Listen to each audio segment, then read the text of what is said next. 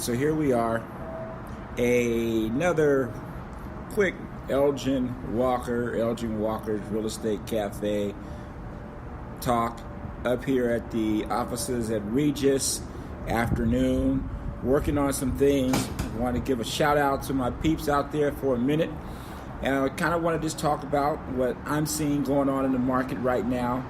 And I also want to clear up a couple of things, because I think that when you hear myself or other realtors talk about a marketing shift, that sometimes that is misconstrued as the market is crashing. Totally different things. What I mean by the market is shifting, meaning this here. We have been experiencing for years now, really, complete and utter straight appreciation from a line going straight to the moon. We've had lowest interest rates that we've ever had before. And we've had a low amount of inventory. So buyers see homes, they need to make offers like on the way to see the house. Because you're in multiple offers, people are overpaying from the list price, removing appraisal contingencies, removing loan contingencies, doing all sorts of things to try to give themselves an advantage of purchasing a home over the other, trillion people that are trying to get that property. So what we're seeing now is this. Number one, we've seen interest rates rise. As interest rate rise, that just means that there are less buyers that can qualify at the lower price points, which are high. And it also just means that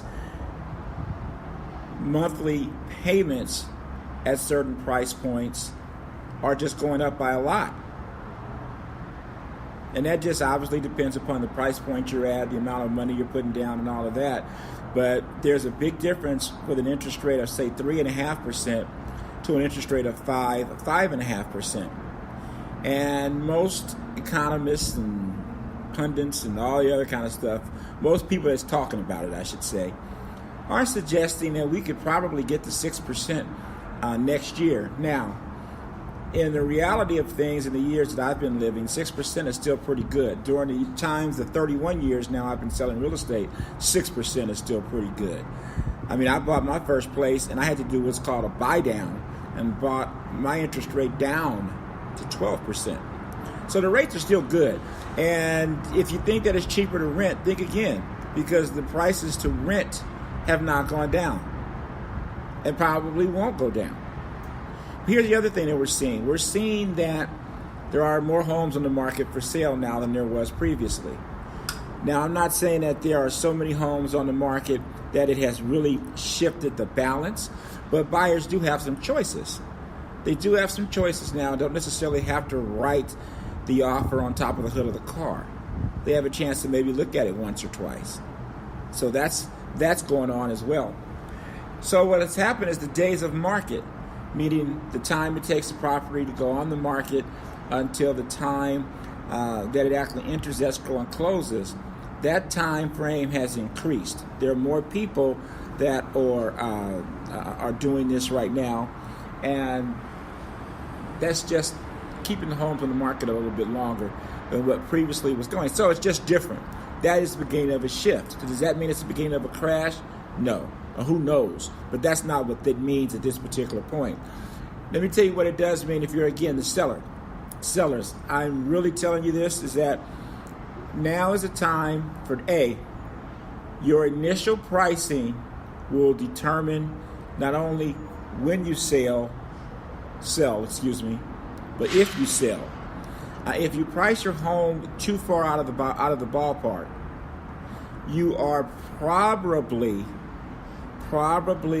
not going to sell, and more than likely, if you really need to or want to get out of the property, you're going to be doing price reductions. The more price reductions you do, the more buyers are going to look at your property and want to think about what's wrong. Why is it not selling, and why do they have to keep reducing the price? So that's a negative thing for you. You want to price it well to begin with. You also not only want to take into account the properties that have sold, because that's now old data. in a market that's changing.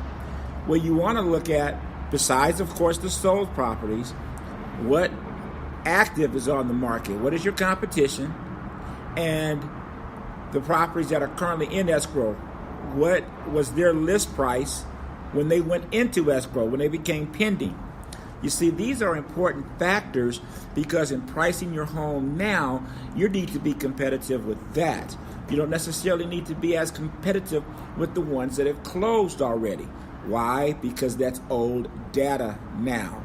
And that old data does not mean as much as it does when the market is correcting.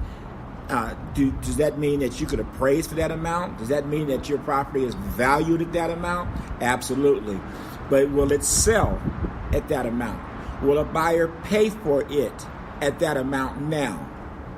Those are things for you to consider. For my buyer friends, those of you that are saying, well, I'm just going to wait until it bottoms. I'm going to wait until they go down further. I'm going to wait until prices go down. So my question to you is why? Why? That's my question to you, because the price of the home is not nearly as important as the interest rate that you pay. Why is the interest rate more important? Because the interest rate is going to have much more of an effect on what your monthly payment is. Because see, after you buy the house, you got to pay for it every month, right? So what your monthly payment is more important than the price that you pay for it, the interest rate that you pay for it, or anything. But that interest rate is going to control that more. That interest rate also is going to be the determining factor on what you qualify for. And you still got to live somewhere. So while you're waiting for it to bottom, you're still paying rent. How much is it costing you to pay rent and build the legacy of someone else, of a landlord? If I were you as a buyer and you've been on the fence, now's the time. Now's the time for you to get in, because sellers are being a little bit more objective with their pricing. There are opportunities out there to maybe get a little bit better price than what you would have gotten 6-8 months ago, and your monthly payment still be better, just because the rates right now are probably the lowest we're going to see for a while. I tell you what, we'll see 7 or 8% before we see 3% again. And remember, you heard that here. So that being said, the market is still strong. Real estate is still a great investment. Not just a great investment as far as appreciation, monies, and all that, but you got to live somewhere. You got to live somewhere, and you got to build roots into something. And real estate in your home can almost be considered a forced savings plan, because you are building equity into your property. If there's anything that we can do to help you and assist you with your buying and selling of real estate, let the Elgin and Pilar Walker team be there for you. Have a fantastic day, and remember, no matter what you're going through in life, it's just a temporary condition, because things change. And it truly is a great life. And God bless you.